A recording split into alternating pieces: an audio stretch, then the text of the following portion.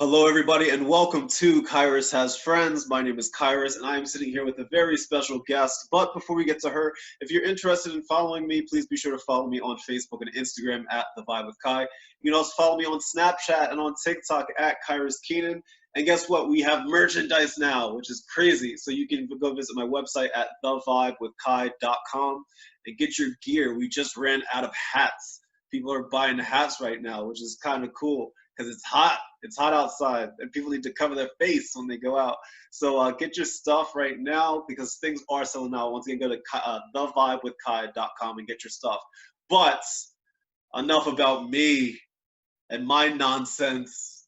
I'm sitting here with somebody that I met on the TikTok, on the Instagram, and I am a big fan of hers, and she is sitting down with me today, and I'm super stoked to have her. Kiana, what's going on? Oh, hi. Hi. It's going.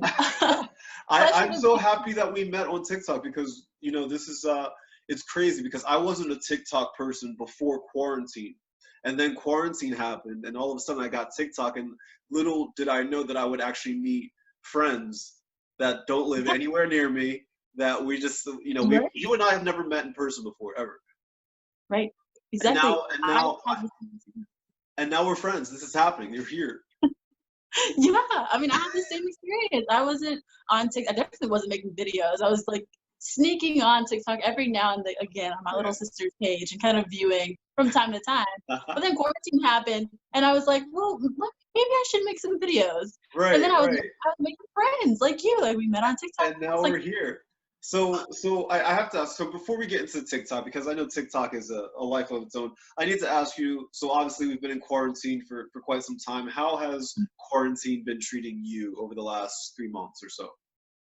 Yeah, for me, I just all the classes and work being online. There's a lot of time I spend at my desk and inside, and it's tough. So I'm consuming more ice cream and adult grape juice. Are you an extrovert, like just by nature, or are you more of an introvert? Yeah, I thrive off of kind of being around people and interacting with people outside. So it's been the virtual interaction is still cool, but it's been difficult. Yeah, no, I understand. But obviously we have TikTok, which we've all become fans of and all that. What has life on TikTok been for you? How has it changed your life in any way over the last couple months? Yes, well, I mean, my entire life I've been kind of the strange, goofy girl off to the side doing my own thing. Kind of people refer to me like as a nerd too. And then I got on TikTok and I was kind of being myself, and everyone was like, "Oh, we love you. You're so great. You're entertaining. You make us smile."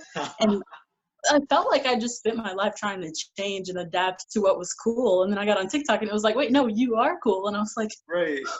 I think that's the best part because I think that's what I like the most about watching your stuff on TikTok, because like you are just being genuine and you're just being you, and you're just having a good time and just having fun, and like that's what it's like really all about, like glimpses of what I do.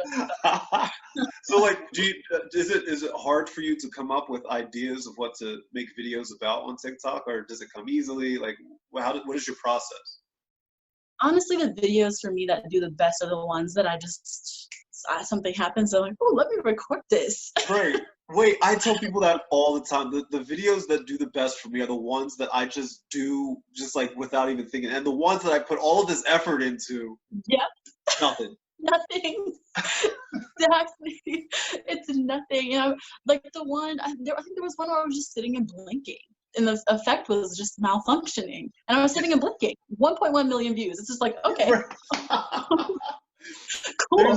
There's one of my videos out right now, and it's just me like just staring at the camera, just being like, hey, it's just two people over 30 staring at each other, right? That's all it is for like 15 seconds, and like it like blew up, and I'm like, I recorded that when I got out of my car. And I picked a random song. It took 15 seconds to film. I put it up thinking that nobody's going to watch this, and now here we are. Yep, that's the story of TikTok. Honestly, the same thing happened to me just recently too. Like yesterday, I posted something, 15 seconds to record. It's like I've kind of changed my approach because it's just apparent that people want to see you be genuine, and like that TikTok is a place where it's not like Instagram where you're putting in all this work to kind of show Right. how accomplished and aesthetically pleasing you are. Right. You're like, on TikTok, it's just we want to see you. We want to see Yeah. real people in real video. You know, like Yeah, no, and that's the best part, and I think that's what I love about it the most too. Do you enjoy interacting with the people that comment and duet with you on in TikTok? What is that life like for you? oh yeah, I love the because it'll start as a conversation on Yeah. someone else's TikTok video between like it'll be me and my friend on like a stranger. We don't follow the person, and we're just having a conversation.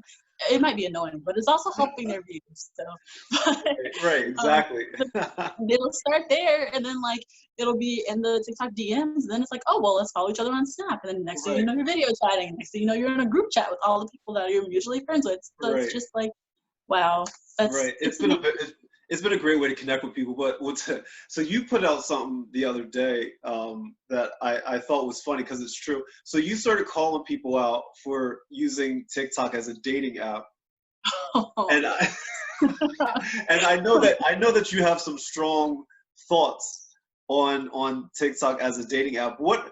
What have you seen on TikTok? Because I agree with you. People have been using TikTok as a dating app. But what have you experienced and seen with your own eyes that supports that? Yes. So I saw another TikToker say this, but the duet thing. So if you Yes. duet a person's video, that's basically like a super like Yeah. I want to talk to you, like I want your number, like I want this to be a thing. Yes. And I didn't know that when I was duetting people's videos, and I would get these DMs that were like, "Oh, hey, want to chat or want a video call?" Next thing you know, like they want to FaceTime every day, and I'm like, "Oh, oh, Oh my I God. didn't. How did we get here?" And then just, which like it's not all bad. Like I said, I've made some good Yeah. friends, Yeah. but yeah, duet being a super like thing, and then the follow for follow, kind of like supporting each Right. other's account turns into something else. Right, right. I know it. Oh, absolutely. And it's what's funny is that like um people will kind of open that door sometimes, right? Well, like when they put out a video and like it's like a guy's like, "Oops, my shirt is off." Oh no. Right.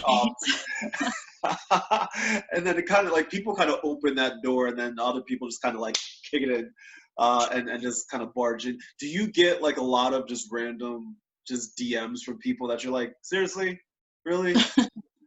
I used to a lot. Yeah. When that first kind of spike happened, it used to be a lot of "Hey baby, where you from? What you doing?" Oh no. or uh, people wanting to sit in pictures, and there was even a time that wasn't so like I can't really laugh about it because someone kind of threatened to kill themselves if I didn't respond. No, no, no, no, no, no, no, no. It was That's very it was crazy.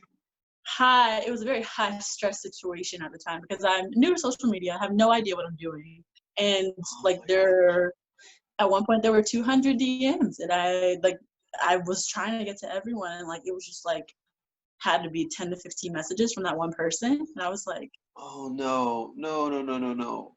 and I tried to message back like, hey, no, like your life is valuable, like you Yeah, matter, it's not serious, like I'm just busy and can't talk to everyone all the right. time. Oh my Um, gosh, that's scary, right? Unfortunately I haven't had to deal with anything like that, but like still, I can only imagine like with you just being like, no, don't do that, sir. Like, I didn't know what to do.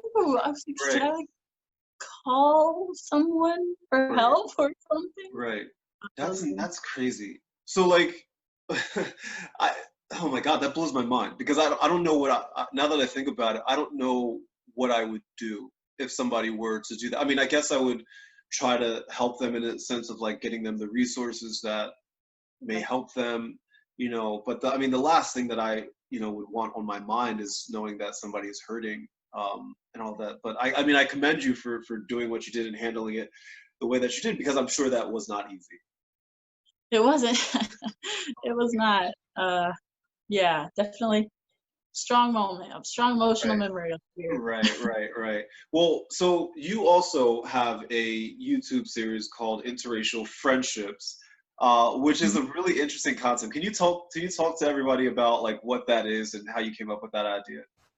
Sure, yeah. I mean, in the age of like social media and just internet in general, people are connecting from all over Yes. the place. And as society progresses, we tend to intermingle a little more. So not Yeah. only were people, building these friendships in real life from work or school, Hmm. um, or just like mutual friends, but they're now we're also meeting people online, like on TikTok, Hmm. who are different from us, culture in different countries, of different races. And so I was like, I kind of want to talk to my friends on camera Yeah. about the discussions that we have about how we met, Yeah. and the progression of our friendship, and just kind of have this study almost, Hmm. of what it's like to have that cultural exchange or to be different from someone on the outside and then discover that you have a bunch of similarities culturally, right? So it's an ongoing conversation, and in the current climate, there are lots of things to discuss. What could you possibly be talking about? Is there something going on outside that people are fighting about? Oh, don't get me started, I Kitty don't. Cat. So that's actually something that I wanted to talk to you about because obviously right now we are living in a time where Black people want to be heard. We want to be heard because enough is enough. We see the nonsense on TV, and like that's just the stuff on TV. That's not counting the stuff that doesn't get caught on tape, slash the stuff that we have to deal with just on a daily basis. And my biggest fear is that 2 weeks from now, the Black Lives Matter hashtag won't be, important anymore. Because I mean, Ending like, that because who would have thought that COVID-19 would have been the second most important thing in the country right now? Which word. is why I don't put it past anybody to put Black Lives Matter back where it was in another Mhm. 2 weeks when there's something else in the news cycle. And that's what scares me the most. Because right Yeah. now, Black Lives Matter is cool. Yeah, I said it. I'm an ally. Yeah, Yeah. cool. But like Yeah. 2 weeks from now, are you still going to be that ally? Are you That's still the going to be question. speaking up for us? Are we still going to be speaking up for us? What has been your experience so far with this movement that has really taken off all around the world? What are your thoughts on it? Yeah, I think in the when it first started, the hardest thing to see was people posting selfies and just happy go lucky selfies with the hashtag Black Lives Matter because it was trending and it was a way to kind of get their content out there. Mhm. Um, but I am grateful for the conversations that I've had. My CEO has called me and asked me about things, and it's like we Mhm. haven't had these conversations before. There was this hashtag has been around a long time, so I mean, Right, it's right. kind of frustrating that it took this long to get Mhm. where we are. Have these conversations, but I'm also grateful because, like I said in one of my videos on my channel, I think interracial friendships and having these conversations can be very powerful and can be life altering for at least one person. For me, in the conversations that I have, I wanna alter your views. I want you to feel the impact of what right now Black people in America are feeling, so that you Right. never forget hashtag Black Lives Matter, and that you Mhm. continue to speak on it and Right. continue to fight for issues. And I think when we can tap into those emotions, in addition to logic, and statistics and all that stuff, but if we can tap into the emotion and empathy behind, what it means for someone's life to matter, I think that's what the lasting change. I think that's where the Right. lasting change can happen. Right. So I've definitely taken advantage of this opportunity and spoken out about what people can do for their friends, because Right. there are a lot of people that even if they only have one Black friend, maybe they really care about that one Black friend. Right. Maybe Right. they really they've known each other for a long time, and maybe that one person, that one relationship, can be the thing that changes their view on something that they thought was or didn't understand before. Right. Right. Do you have a lot of your white friend, like ally friends, have they been contacting you and asking you for advice and like saying, "Hey, I want to help, but I don't know how." Like, have you had a lot? Because I know I've had that a lot where my friends are like, "Hey, Kai, listen, I'm all about this, but I don't know what to do. Tell me what to do." And Right. I tell them like, you need to educate yourself. You need Mm-hmm. to have these conversations when people like us aren't around. When you know, Around. when you're sitting at the dinner table with your family and your friends, you know, have that uncomfortable conversation.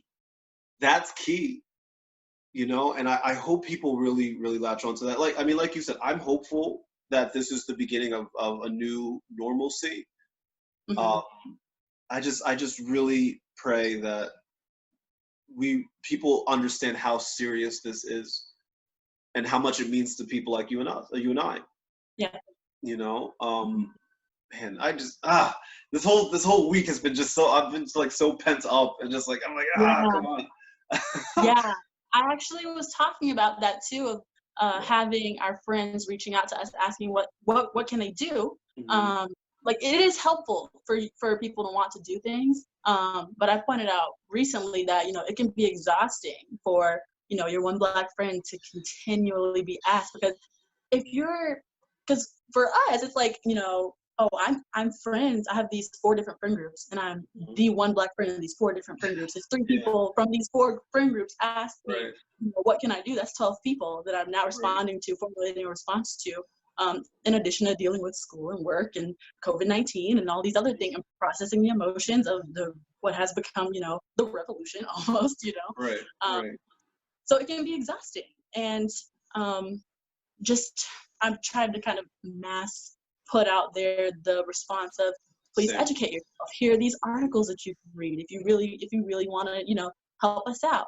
And I completely agree with everything you're saying about people having conversations with their families and friends, and just Mhm. educating yourself is one of the best things that we can do right now, because the more people that we have combating against or fighting against the rhetoric of, oh, Black Lives Matter is a terrorist group, and people, the more people that we have on the right side of things, then the Mhm. better. So Right. even if it is just educating yourself, I think. I agree 100%. So, I mean, you come off to me. I mean, I know that we haven't met and we've only really talked a handful of times, but you come off to me as a very positive person and a very kind person, a very sweet person.